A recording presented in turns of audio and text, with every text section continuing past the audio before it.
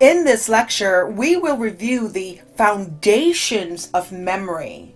Psychologists consider memory to be the process by which we encode, store, and retrieve information. Each of the three parts of this definition, encoded, storage, and retrieval, represents a different process. You can think of these processes as being a computer's keyboard.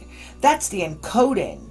The hard drive is the storage, and software that accesses the information for display on the screen is the retrieval. Recognizing that memory involves encoding, storage, and retrieval gives us a start in understanding the concept. But how does memory actually function? How do we explain what information is initially encoded? What gets stored? And how is it retrieved? According to the three-system approach to memory that dominated memory research for several decades, there are different memory storage systems or stages through which information must travel if it is to be remembered. Historically, the approach has been extremely influential in the development of our understanding of memory, and although new theories have argued it, it still provides a useful framework for understanding how information is recalled. The three-system memory theory proposes the existence of three separate memory stores.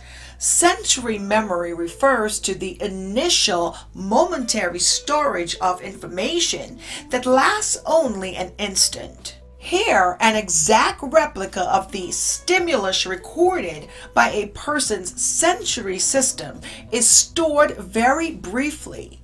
In a second stage, the short-term memory holds information for 15 to 25 seconds and stores it accordingly to its meaning rather than as mere sensory stimulation. The third type of storage system is long-term memory. Information is stored in long-term memory on a relatively permanent basis, although it may be difficult to retrieve. So let's review this in a little bit more detail. Sensory memory can store information for only a very short time. If information is not passed into short-term memory, it is lost for good. So, sensory memory operates as a kind of snapshot that stores information, which may be of a visual, auditory, or other sensory nature for a brief moment in time.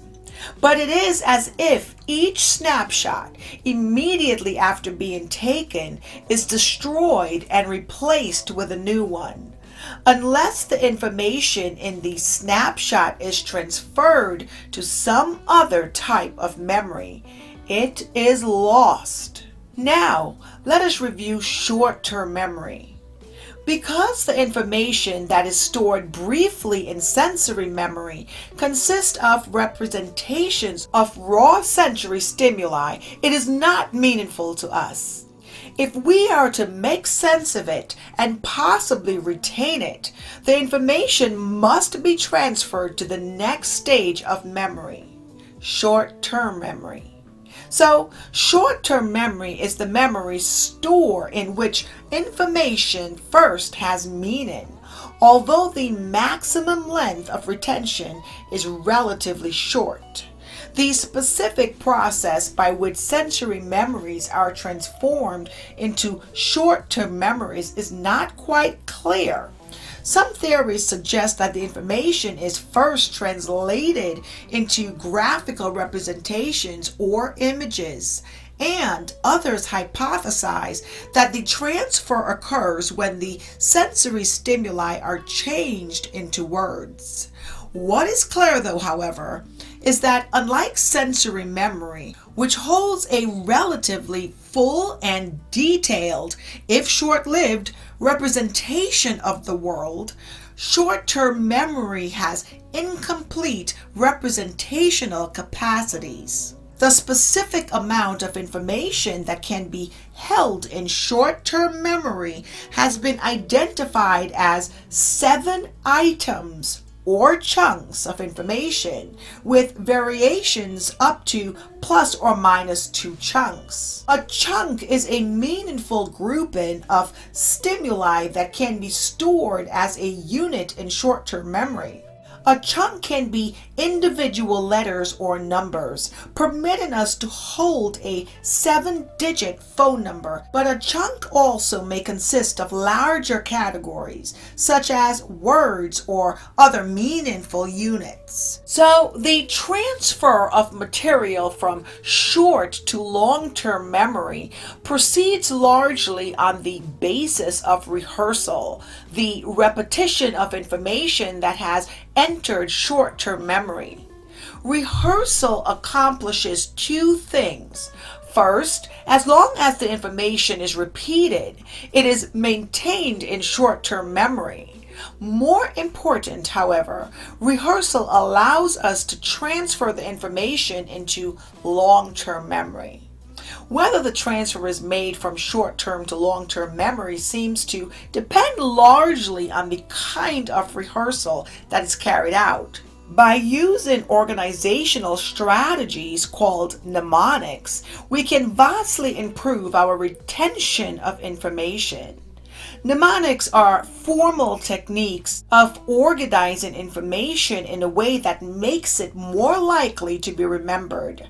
For instance, when a beginning musician learns that the spaces on the music staff spell the word face, F-A-C-E, or when we learn the rhyme, 30 days hath September, April, June, and November, we are using mnemonics. Please note, many contemporary memory theorists are now abandoning the term short-term memory, where short-term memory is referred to as working memory and defined as a set of temporary memory stores that actively manipulate and rehearse information.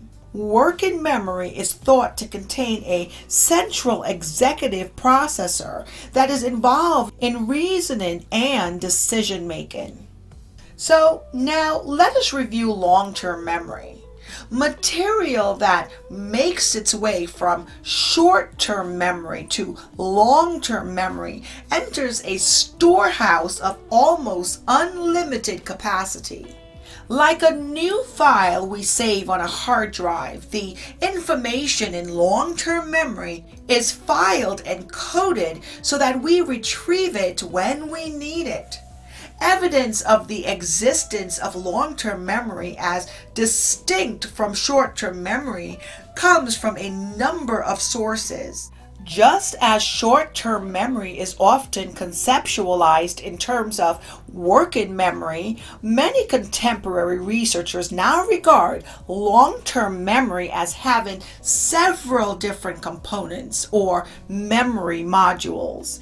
Each of these modules represent a separate memory system in the brain. One major distinction within long-term memory is that between declarative memory and procedural memory. Declarative memory is memory for factual information, names, faces, dates, and facts, such as a bike has 2 wheels. In contrast, procedural memory or non-declarative memory refers to memory for skills and habits, such as how to ride a bike or hit a baseball. Information about things is stored in declarative memory. Information about how to do things is stored in procedural memory. Declarative memory can be subdivided into semantic memory and episodic memory. Semantic memory is memory for general knowledge and facts about the world, as well as memory for rules of logic and are used to declare other facts. Because of semantic memory, we remember that the zip code for Beverly Hills is 90210 and that Mumbai is on the Arabian Sea. In contrast, episodic memory is memory for events that occur in a particular time, place, or context. For example, recall of learning how to ride a bike, our first kiss, or arranging a surprise 21st birthday party for our brother is based on episodic memories. Episodic memories relate to particular contexts.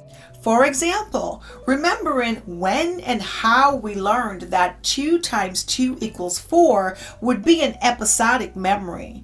The fact itself that 2 times 2 equals 4 is a semantic memory. Semantic networks suggest that knowledge is stored in long-term memory as mental representations of clusters of interconnected information. So, what causes difficulties and failures in remembering? Well, the tip of the tongue phenomenon is a temporary inability to remember information that one is certain one knows. Retrieval cues are a major strategy for recalling information successfully. The levels of processing approach to memory suggest that the way in which information is initially perceived and analyzed determines the success in which it is recalled. The deeper the initial processing, the greater the recall. Explicit memory refers to intentional or conscious recollection of information.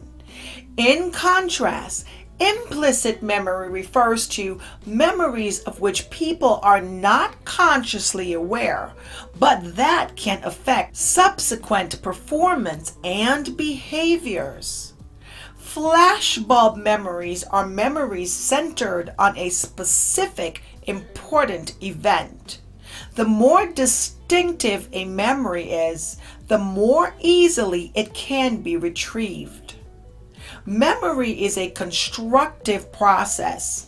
We relate memories to the meaning and expectations we give to events. Specific information is recalled in terms of schemas, organized bodies of information stored in the memory that bias the way new information is interpreted, stored, and recalled. Eyewitnesses are apt to make substantial errors when they try to recall the details of crimes. The problem of memory reliability becomes even more acute when the witnesses are children.